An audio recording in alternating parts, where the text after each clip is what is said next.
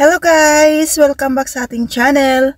And for today's video, share ko lang sa inyo yung mga nakilala kong Filipino kahapon sa supermarket.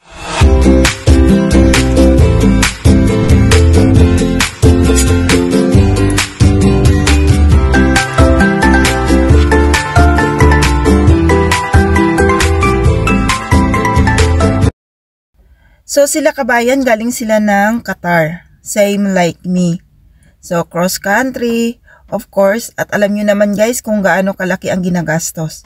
So umaabot ng around 12,000 Qatar Riyals. So convert nyo na lang guys kung magkano ang palitan ngayon sa Qatar Riyals to peso.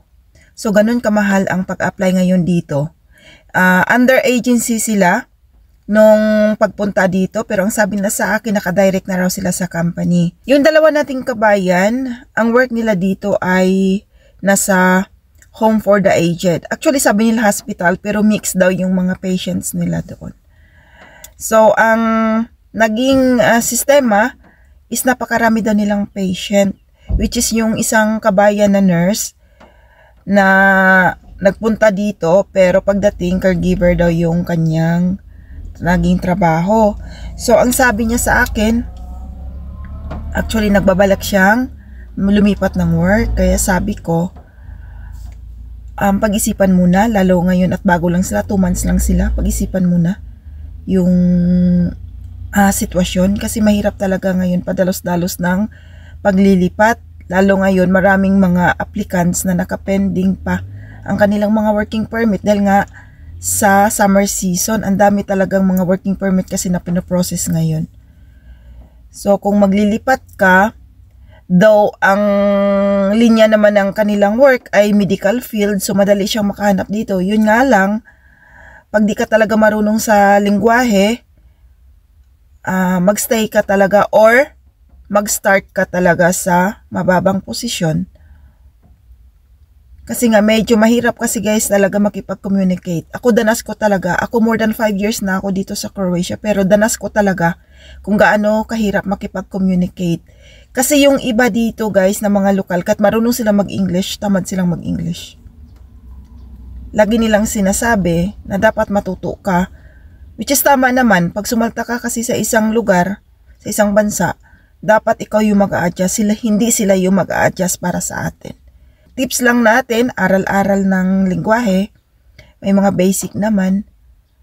Kailangan lang talaga natin ding makikibagay, matuto. Kasi sobrang hirap talaga din makipag-communicate. So kahapon, sinabay ko na sila papunta sa kanilang accommodation kasi nga medyo malayo-layo din kasi yung grocery store. So ayan, nakapagkwentuhan. So overall naman, okay naman sila so far. Okay naman daw yung pasahod nila kabayan. Yun nga lang din talaga, pagod. Yun naman din talaga guys, pag nasa abroad tayo, tiyagaan lang, sipag talaga, at kunting tiis. Alam nyo naman, ang OFW talaga kaakibat na yung sakripisyo natin.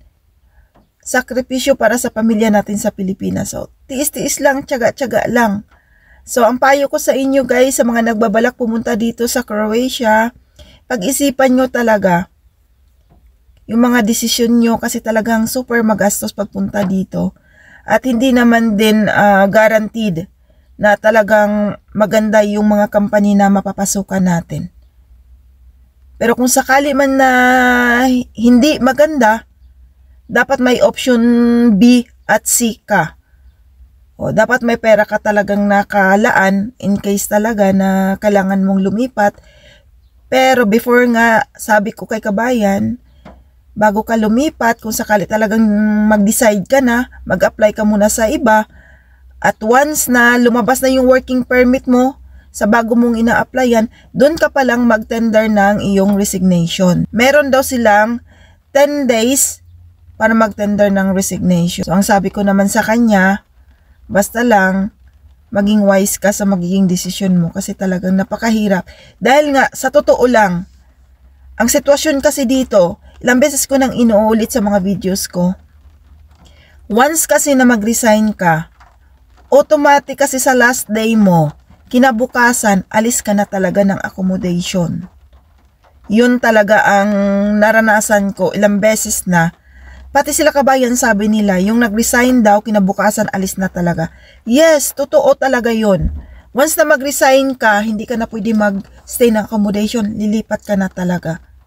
Kaya nga sabi ko, wag kang padalos-dalos kung wala ka namang kakilala na matitirahan dito, mahirap talaga. At saka take note, 14 days lang. Pag ikaw ay mag-resign, 14 days ka lang mag-stay dito.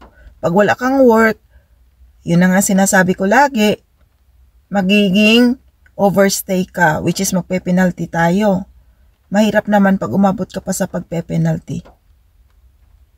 So, better talaga, bago mag-resign, maghanap muna ng work. Huwag padalos-dalos ng desisyon. Kasi nga talaga napakahirap dito. Okay lang kung may pamilya ka dito, okay lang kung may mga kaibigan ka dito at kakilala na pwede kang makistay pansamantala habang waiting ka na yung working permit. Pero kasi nga, pwede naman talaga applyan ka ng working permit kahit pa may current employer ka, pwede yon. Nakaabang na yung working permit mo. So, after nun, pag lumabas na nga, ayun, magpasa ka na ng resignation at anytime. I-cancel na yung current mong visa. So, ma-forward na yun, gagawa ka na ng panibagong working permit sa police station dun sa new employer mo. So, ilang beses ko na guys naranasan yan. So, proven and tested ko talaga by experience. Kasi yan yung lagi kong ginagawa. Doon nakadalawang change pa naman ako ng employer sa more than 5 years ko. So, kaya alam na alam ko na ganun ang proseso na pwede pala. So, wag na wag kayo matakot na sabihin yung, ala, may visa pa kasi ako dun sa sa employer ko ngayon. So, hindi ako pwedeng ma-applyan. No, pwede talaga. Pwede.